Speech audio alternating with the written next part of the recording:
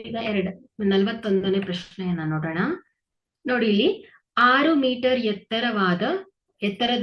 ಎತ್ತರದ ನೇರವಾದ ಕಂಬವು ನೆಲದ ಮೇಲೆ 4 ಮೀಟರ್ ಉದ್ದದ ನೆರಳನ್ನು ಉಂಟು ಮಾಡುತ್ತದೆ.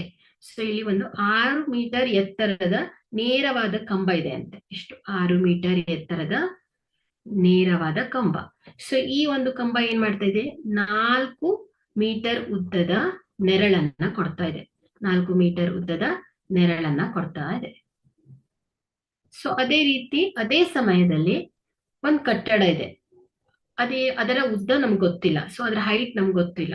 ಬಟ್ ಅದು ಏನ್ ಮಾಡ್ತಾ ಇದೆ? 28 ಮೀಟರ್ ಉದ್ದದ ನೆರಳನ್ನ ಉಂಟು ಮಾಡ್ತಾ ಇದೆ ಅಂತ ಹೇಳ್ತಾ ಇದ್ದಾರೆ.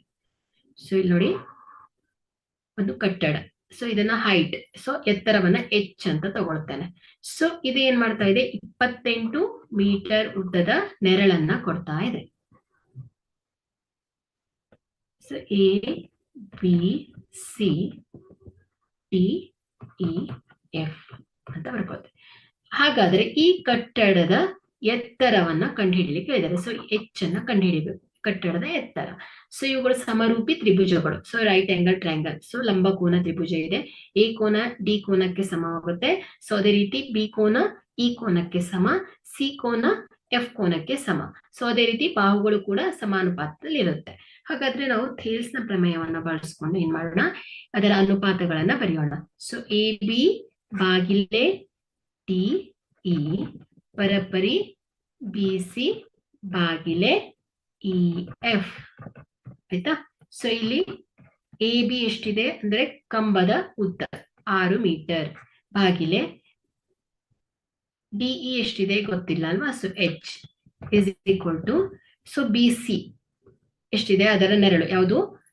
ಕಂಬದ ನೆರಳು ಎಷ್ಟು ಬರ್ತಾ ಇದೆ? 4 ಮೀಟರ್ ಬಾಗಿಲೆ ಇ ಎಫ್ ಎಷ್ಟಿದೆ?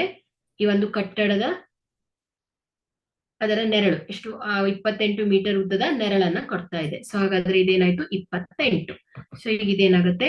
ಎಚ್ ಬರಬರಿ 28 ಗುಣಿಸು 6 ಬಾಗಿಲೆ 4 ಆಗತ್ತೆ.